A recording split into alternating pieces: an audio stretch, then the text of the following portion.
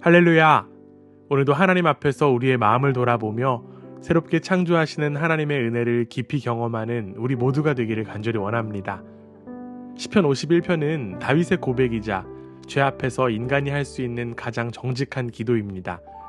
왕이었던 그는 무너졌고 그 무너짐은 하나님 앞에서 숨길 수 없었습니다. 그러나 그의 고백은 절망으로 끝나지 않았습니다.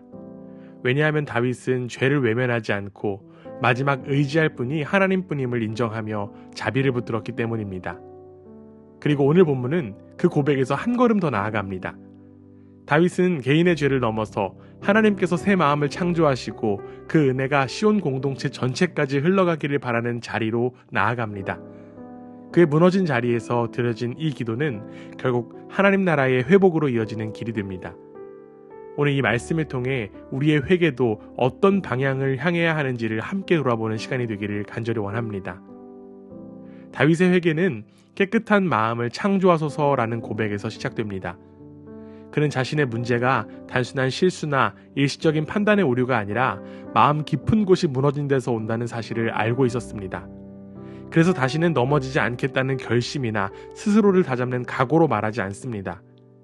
오히려 자신의 힘으로는 마음을 다시 세울 수 없음을 인정하고 하나님께서 새롭게 창조해 주셔야 한다라고 고백합니다. 여기에서 사용된 창조하다라고 하는 표현은 창세기에서 하나님만을 주어로 사용하는 단어입니다. 다윗은 회복이 인간의 노력이나 훈련으로 해결될 문제가 아니라 하나님께서 다시 시작하시는 창조의 역사임을 알고 있었습니다. 죄는 인간의 내면을 뿌리채 흔들어 놓고 그 무너짐은 인간 스스로 복구할 수 없습니다. 그래서 다윗은 더 나은 사람이 되고 싶다는 의지를 말하지 않고 하나님께서 근본부터 다시 만들어주시기를 구한 것입니다. 그는 이어 견고한 심령으로 새롭게 하여 주십시오라고 기도합니다. 이는 단순히 감정이 진정되기를 바라는 정도가 아니라 다시 흔들리지 않는 중심, 하나님 앞에서 바로 서 있는 정체성의 회복을 의미합니다. 다윗은 죄로 인해 성령이 떠나실까 두려워하며 무엇보다 하나님의 임재가 회복되기를 구합니다. 또한 12절에서 말하는 구원의 기쁨은 상황이 주는 즐거움이 아니라 하나님이 나를 떠나지 않으신다는 확신에서 오는 안정감입니다. 이 기쁨이 회복될 때 하나님을 향한 자발적인 마음이 다시 살아납니다.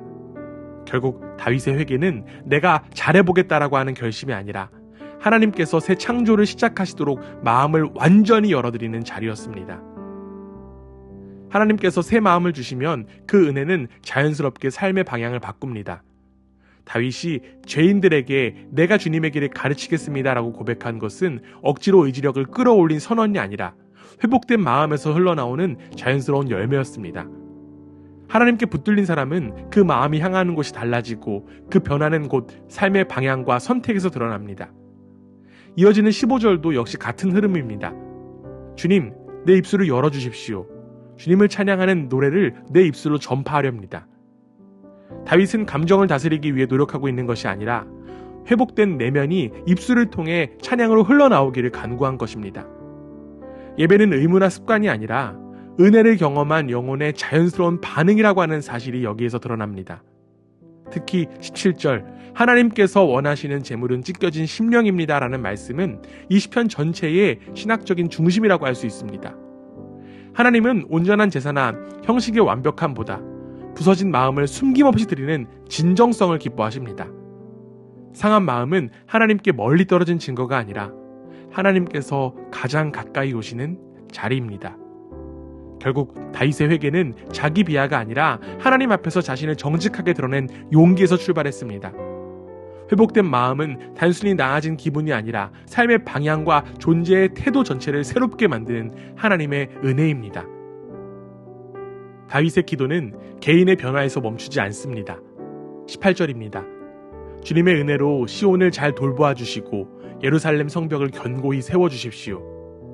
다윗은 자신의 죄가 공동체 전체에 영향을 미쳤음을 알고 있었고 하나님께서 새롭게 하시는 일 역시 개인의 변화가 공동체의 회복으로 확장되는 과정임을 이해하고 있었습니다.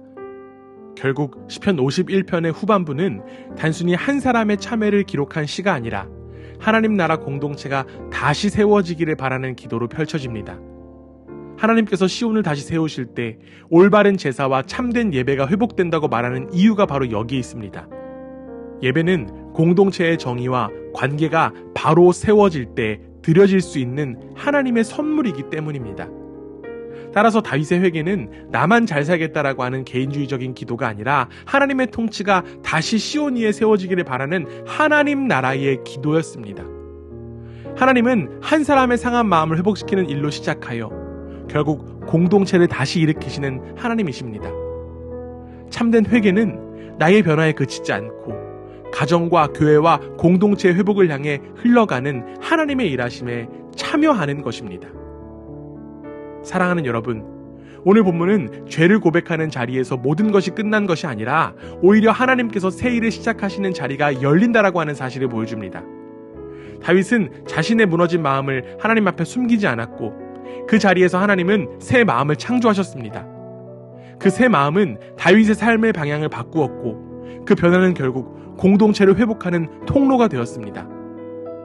우리도 예수 그리스도의 죽음과 부활 안에서 새로운 창조로 부름받은 사람들입니다. 그러므로 회개의 핵심은 내가 다시 잘해보겠다라고 하는 결심이 아니라 하나님께서 내 안에서 다시 시작하시도록 마음을 여는 것입니다. 하나님은 상한 마음을 멸시하지 않으시며 바로 그 자리에서 새 일을 이루시는 분이십니다.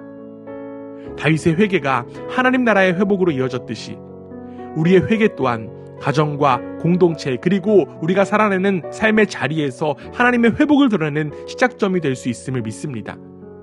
하나님이 창조하신 새 마음으로 살아가는 우리가 하나님 나라를 이루는 일에 귀히 쓰임 받기를 주님의 이름으로 축원합니다.